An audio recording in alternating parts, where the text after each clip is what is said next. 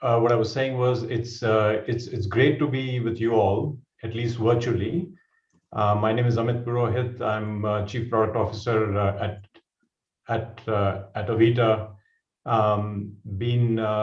Let's see, I've been with Avito for about 6 months now. Prior to Avito, I spent 12 years at Amazon.com in different parts of the world. Started in Seattle at the end of 2008. Spent about three and a half years in Seattle. Spent 6 years in China. Was in the UK for 2 years, and then Avito. So really excited to be in Russia. Very excited to be in Moscow, and to be working for a great company like Avito. Yeah. Okay, thank you very much. And Gleb, your turn. Could you please introduce yourself? Hi, everyone. I'm Gleb Lebedev. I'm CPO at Headhunter. So I'm working at Headhunter already for more than 10 years. So, and very happy to join you and discuss the topic because I think it's very important and very interesting area to discuss. Thank you. Okay, thank you very much. Today we are going to talk about customer obsession and working backwards from the customer. And we have a bunch of questions, but the first and really important one is, how would you define a customer obsession? Amit, let's start from you. So sure, very great topic, especially a topic that is very dear to me. The way I would define customer obsession is always thinking about the customer and working backwards from there. So any idea that you have, any product idea that you have, any process improvement that you want to make, how do you make it a point to think first about what you're trying to put out for the customer, and then work backwards from that point on to figure out what is the best foot forward that you can put out there. So always keeping customer in mind and always thinking backwards from the customer. Okay, thank you, Gleb. And what do you think? How would you define a customer obsession? For me, customer obsession, it's when the first thing you start, it's not your product, it's not your company, but your potential customer, your users, and you put them in center of your attention and just trying to find the best solution and to provide great experience. For example, if we have a customer that wants that has a problem, and that client asks us how to solve this problem, and we understand that we don't have the most appropriate way and really good product for this problem, we can recommend this customer another solution, not ours. And this is what I suppose, and this is what I think about when I talk about customer obsession. So when we are thinking how to provide better solution, of course we will take these insights to upgrade our product, to make it better, to provide better experience in future. But the first thing is to cater customer needs and to help them get better experience. Okay, thank you. But customer obsession is really a tricky topic. A lot of companies claim they are customer obsessed, but how can one tell when they really are customer obsessed? Good. Do you have any criteria for defining customer obsession?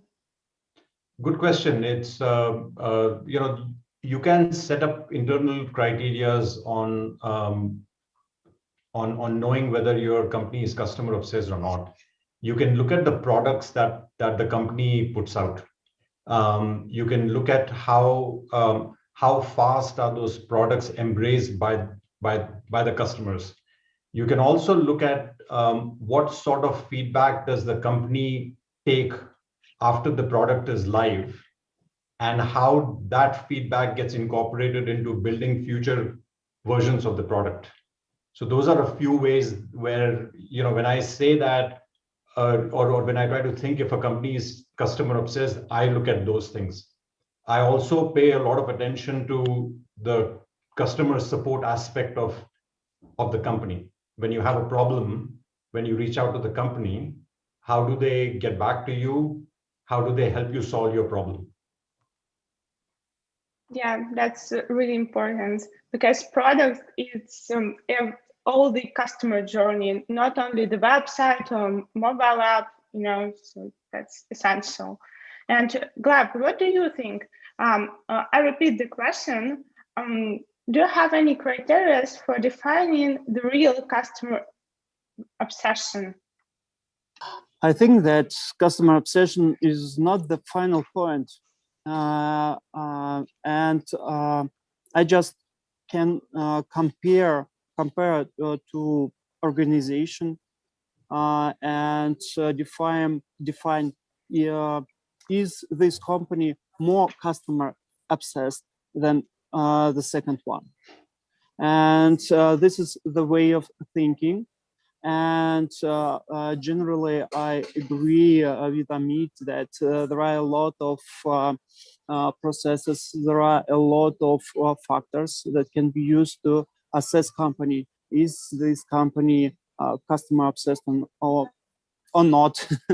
But this is not something like driving license, and you have just 1, 2, 3, 10 criteria you should you agree with and you implement it. So it's more about way of thinking and just about comparison between companies and products. Yeah, so it's more about the culture. Yeah, culture matters. And so let's talk a little bit about the culture. How do you build a customer-obsessed culture in your organization? Yet another very good question, I should say. The way to do it is to constantly remind your employees that you're in the business because of your customer. What I like to tell people in Avito is that if you really think about it, the reason why the business is growing is because the customers like the product that we put out there, and they keep coming back to us to use the product even more. So if we don't think about what the customers want or what the customers like, then the company is not going to grow. So as long as you constantly keep reminding the employees that you're primarily in the business because you're trying to solve a unique pain point, or you're trying to solve a unique need for your end customers, as long as you keep harping on that over and over again, it helps to build that culture. A few other things that I have implemented at Avito are this whole concept of PR FAQs. I don't know if you've heard of this. Press releases, frequently asked questions. So I really am trying to bring in that culture at Avito, is that when you think of a product, think of the first, before you even try to figure out what is the effort required to launch that product, think about what you will tell your customers when you will launch it. So write a press release, write just a one-page press release on how you will announce the launch of this product to the world. Do that first, build the vision, and then work backwards from that point on.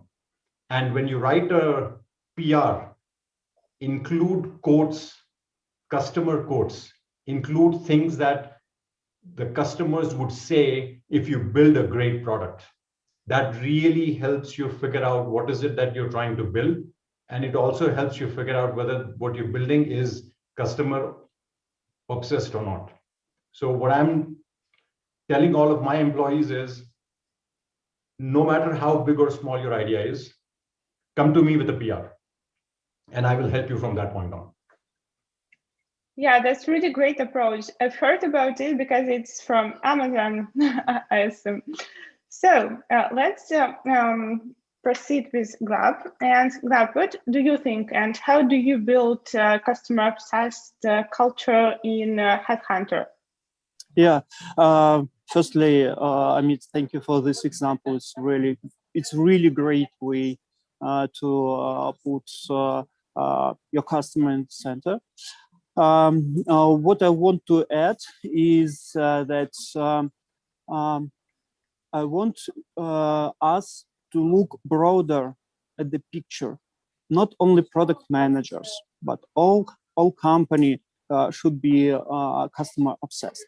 And as example, I can provide that our HR department helped us with such culture things. And for example, they invited our clients to our internal events, big all company events, and these customers just shared their experience with us for all the company, not only for products. It's not like a customer development, it's just a culture thing. And we discuss with our clients their experience, not with only with Headhunter, but their life and the place of Headhunter in their life. And it was really great. It helps us to understand better what are pain points, and how we can solve and make our customers' life better as a company, not just from product side, but the whole experience. As a product practices, I can mention that, for example, we had such an obligation to explore and to work on top 3 feature requests every quarter, just to be sure that we don't miss anything really our clients wants to be released and such things. There are a lot of tools that can be discovered and used, but the main thing is you should be focused on customer obsession and understand that not revenue is the target, but it should be reached by customer obsession. Then everything will be all right. I think that's a great point. I totally agree with what Gleb was saying. Is that revenue is important, and clearly that is how we all have jobs, and that's how we all get our paychecks. If the company is not growing, if the company is not profitable, or at least it doesn't have a path towards profitability, then we won't have jobs. But at the same time, that needs to be balanced with customer experience and obsession. Just one more point that I thought of as Gleb was saying, talking to the customers. One thing that I thought of was that I'm making it a practice also at Avito to at least make sure that my leadership team in the company is talking to at least one customer a week. I'm just giving that as a goal to all of my leaders. And so, when you do that, that is one more way of forcing something as important as this. If you add so much value to it, to make it a goal that you are going to be like measured based off of, then you're forcing the practice. I know it's almost like you're making it compulsory for your people to do it, but when they constantly do it, then it becomes a habit. At the end of the day, what you need to focus on is to make sure that customer obsession becomes a habit in your culture. And this is one way to force it. Yeah, I absolutely agree. And talking to one customer per week is a good proxy metric. So, and quantity leads to quality in this case. So, but we switched from one tricky topic to another one, because culture is really a tricky topic itself, and it's always related to hiring. How do you find the right people, and do you have any specific method of assessment for culture fit in terms of customer obsession? Yeah, so what I can highlight is that we have a pretty rigorous process at Avito in terms of hiring and the loops that we create. And we spend a lot of time making sure that the candidate is a fit for Avito, because we want to hire people who would fit into the unique culture that we've created at Avito. And what's included in that is, once the candidate has passed a few of the important loops, we normally set up team meetings with the candidate. So, the entire team that is interested in bringing this candidate on board has a meeting with the candidate, and everybody in the team gets a say on whether this candidate would be a good fit for the team or not. That is one way we really make sure that, whichever team is trying to bring on this person, they're comfortable, they all feel that this person has the qualities to be able to join Avito and be a part of that team. Gleb, your turn. Do you have any specific tools to assess culture fit? Maybe just one special question, not a question. When I'm discussing with a potential employee, with job seeker, any cases, I'm paying attention.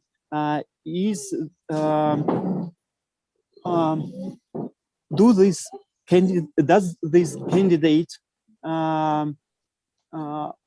talk about customer, even if we are hiring analyst? If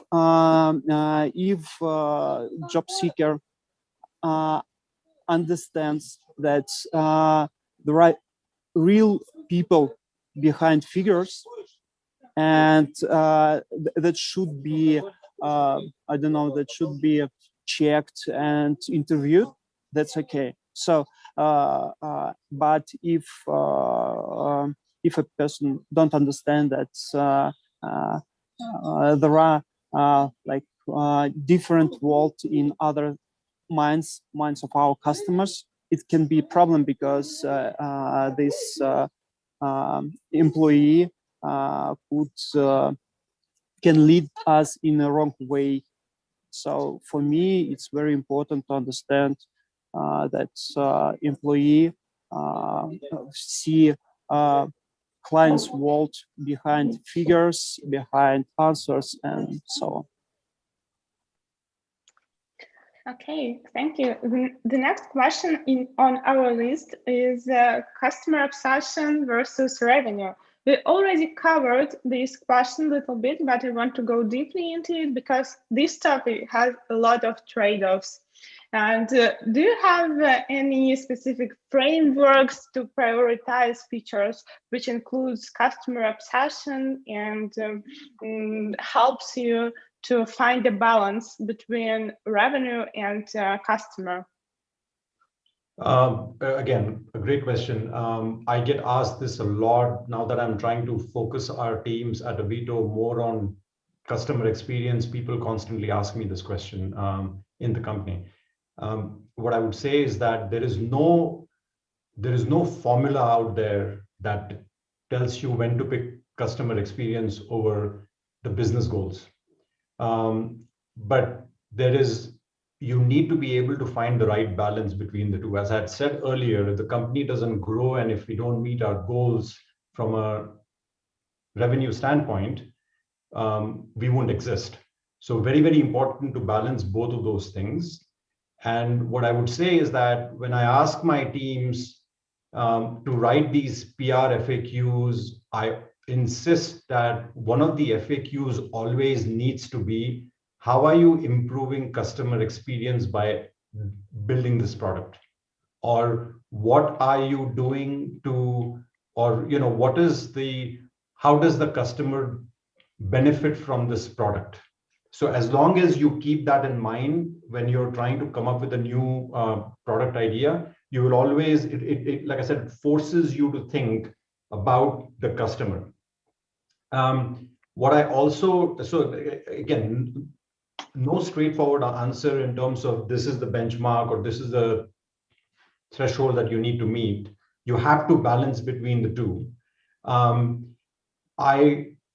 I strongly believe that there is a way to be customer obsessed and still meet the revenue goals that you want to meet. So for example, let's say you want to increase, one of the products that your company constantly builds on, or one of the things that you do is you increase price of some service on your website. From the face of it, that idea itself doesn't sound like it is customer obsessed, because what you're doing is you're increasing price to get more revenue, right? The way to turn that around and make it customer obsessed is to make sure that by increasing that price, in return, you're giving back something much more than the price increase. So adding new features and functionality as a part of the price increase would potentially offset the extra value that you're asking your end customers to pay. That is one way to do it. What I also tell the teams is, if there are minor issues that you see in the product, and you can set this limit. Let's say anything that you can improve or anything that you can change to improve customer experience in your product that costs less than X weeks of work, let's say 10 weeks of work, you should just go and do it. There is no need for you to balance that out with a big product that you're trying to build to increase the revenue. So set up a threshold and just say that anything that is going to cost me less than X weeks of work, that actually is common sense stuff that you can do on the website to increase your CX, just go and do it.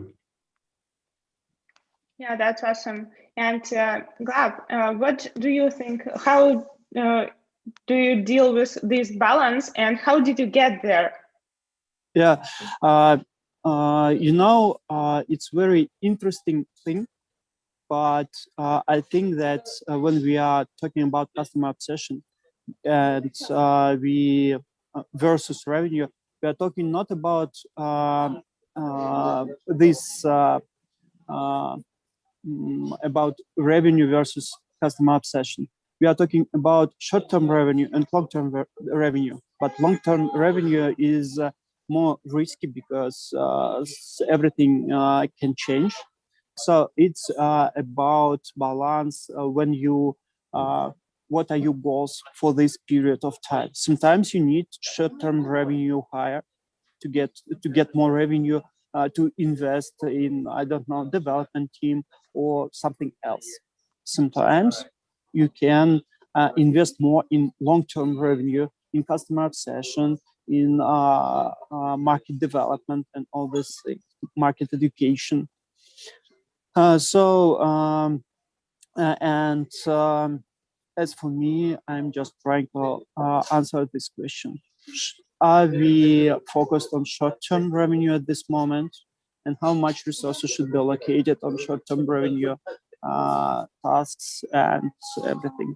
But of course, if we do not invest in long-term revenue, our future is not so. It can be really bad. It can be a really bad decision not to invest in long-term revenue. So this is from my side. Yeah, so, sounds reasonable. And the last question we are able to cover today is about customer expectations, because customer expectations are very high. Sometimes they are unlimited. And some customers, they can have unrealistic expectations.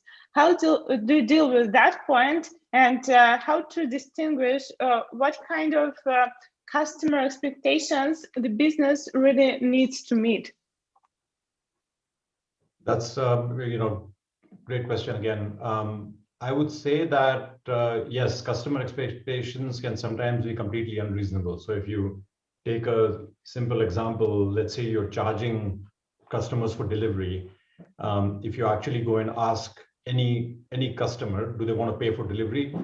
The answer will be no. I want everything for free.